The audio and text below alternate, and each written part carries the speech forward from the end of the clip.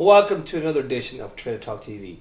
Today we have Steve Morgan from Squiz in the office to talk about AMP. And AMP is a big subject in a minute, particularly around content distribution on mobile. Before we do that, Steve, can you just introduce yourself and talk about Squiz, please? Yeah, sure. Yeah, I'm Steve Morgan, one of the co-founders of Squiz.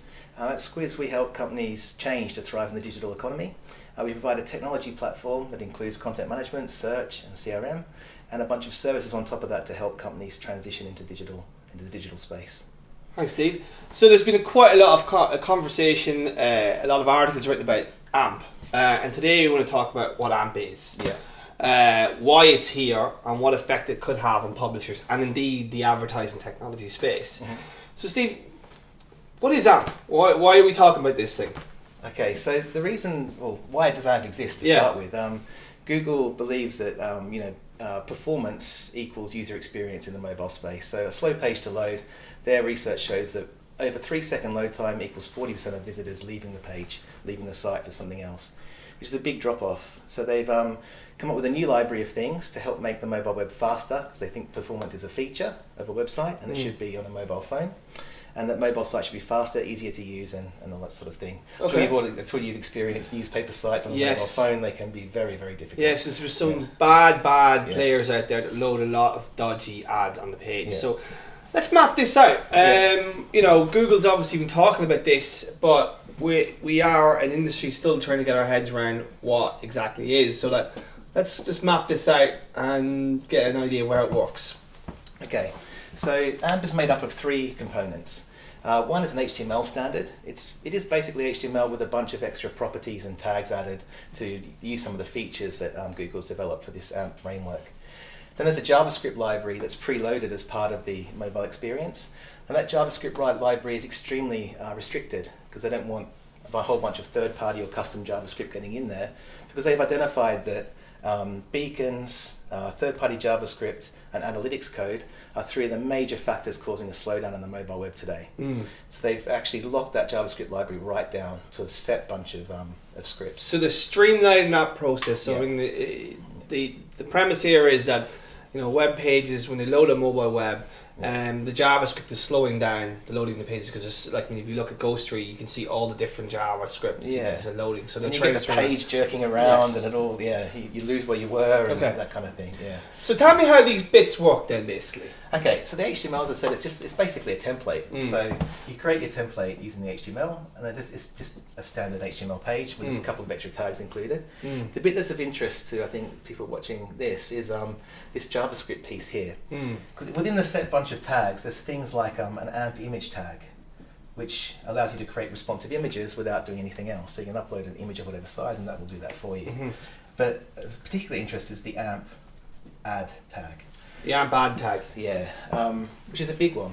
And I think this AMP ad tag has a bunch of parameters you can set, but they're all they're defined parameters of the size of the ad, what it's pulling in, that kind of thing. But it's not as flexible as you can be with JavaScript on a normal mobile website. So it is very restrictive. Now there's 5 advertising networks that are actually integrated into the platform, including A9, DoubleClick, AdSense, AdReactor, and there was one others. I think it's an ad server, AdTech, which is AOL's ad server. Yeah.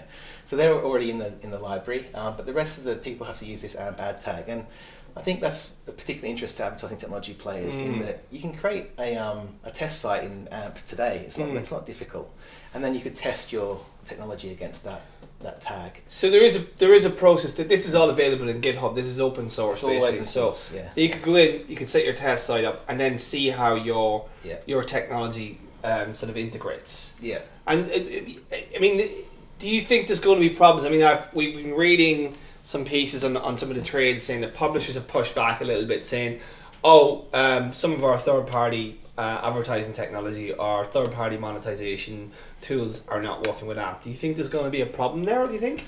I think that there is, and I think Google's very aware of this too. But when I was watching their launch for the whole AMP stack, and the premise they were building it on was basically it had to be free and open source, of course. Had to be really fast. But there had to be incentives in it as well. So they were trying to build in incentives for people to use this, publishers to use this, because without the publishers it's not going to worth anything, right? So That's the kicker, the CDN. Okay, so that's Content Distribution Network. That's right. It's free. Yeah. It's everywhere. Yeah, well, it's Google, so yeah. And it's awesome. And when you say it's awesome, what do you mean by that? But there's a catch. Oh, there's always a catch. Yeah. So it is free. It is everywhere. It's awesome. You have free access to Google's entire caching network for this for their mobile serving. And all you have to do is put in your HTML headers that this is an AMP website. And Google will index that as an AMP website and put it through this CDN for you. Okay.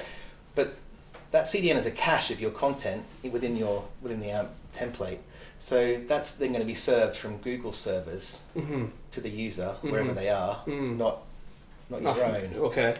So what we don't know yet, what I don't know yet, is how the data then comes back to the publisher from that page being served. So is there a chance that publishers might lose specific data or user data, or be not forced, but might work better with Google technology? Maybe, yeah. Right. And it's becoming particularly interesting because with the desktop, you're capturing things like what do they search for, that kind of thing. Yeah. But with these, people are looking at, they want to go somewhere, they want to do something, they want to buy something, they want to know something.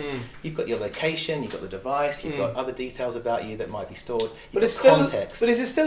But is there a difference between mobile web and app related? So like app can hold different pieces of data from the actual device itself, and mobile web wouldn't be able to do that. Is there? I mean, how does that differ? Like, the native apps have some benefits in accessing the phone's functionality, but you're accessing a page, and you can pick up all sorts of details as from someone accessing the page. Yeah. And where that information goes and who then has access to it, that's not entirely clear.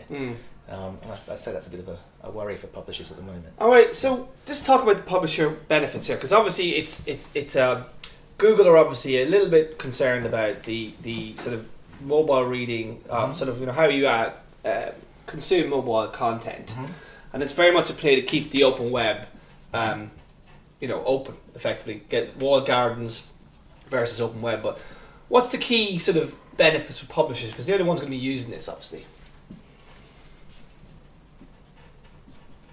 So performance guaranteed. And a lower TCO. Okay.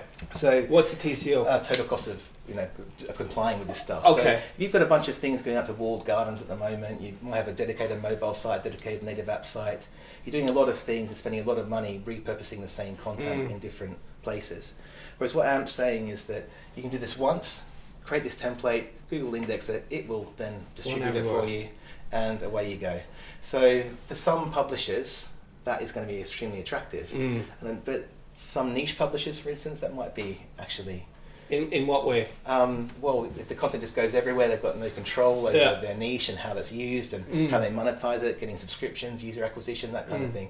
In fact, there's a very telling slide. If you watch Google's own introduction of Google AMP, there's a slide in there that says monetization and user acquisition versus the ''S user experience. Right.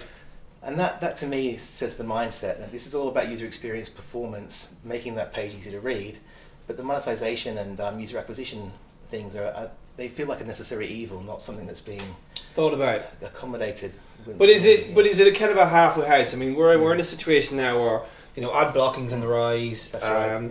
Various sort of campaigns online about sort of the advertising industry sort of overstepping the reach in terms of sort of data collection, etc. That's right. But do we publish acknowledge that you have to have a seamless user experience as well as the monetization piece? Yeah, you do, and I think that's where I think the industry needs to look at this tag and the parameters that it allows, because it does allow for advertising, but is it enough, and does it suit the different technology providers out there?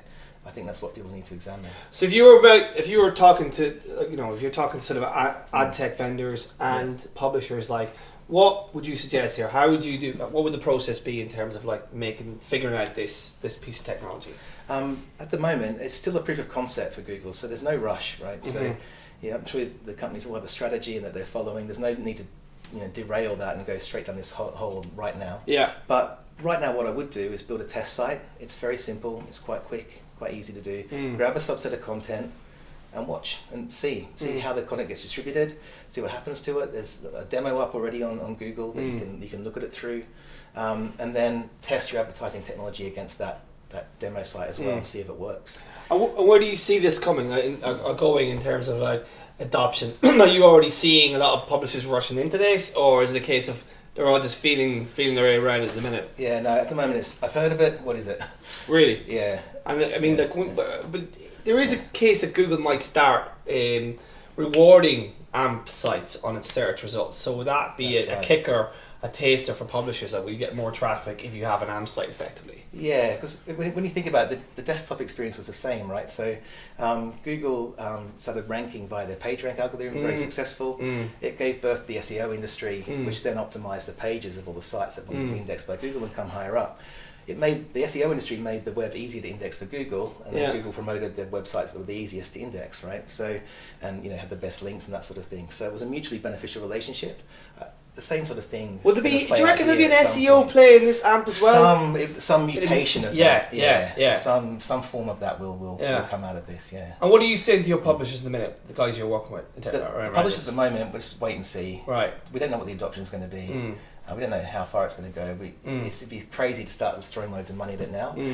Companies that have innovation teams absolutely build a test site and start testing it, but nothing to throw serious money at right now. Do you think this is kind of a start of a sort of content distribution war between Facebook and Google, that effective publishers will have to have an ad server for Facebook and an ad server for the rest of the web, like aka Google? Yeah. That would be the nightmare scenario, wouldn't it? Yeah, an AMP site that has half your traffic, and a non-AMP site that has the other half. Yeah. That's but is that what we're looking at here, though? That could end up that way. Okay. Yeah.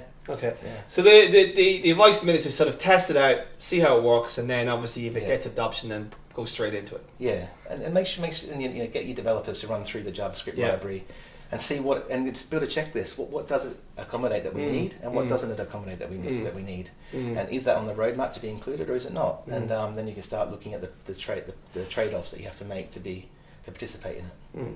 Okay, Steve, thanks for that. Thanks for that run through AMP, and obviously when it gets up and running, we'll have you in the game to go deeper dive on it. So, and that was Trader Talk TV, and we'll see you next week.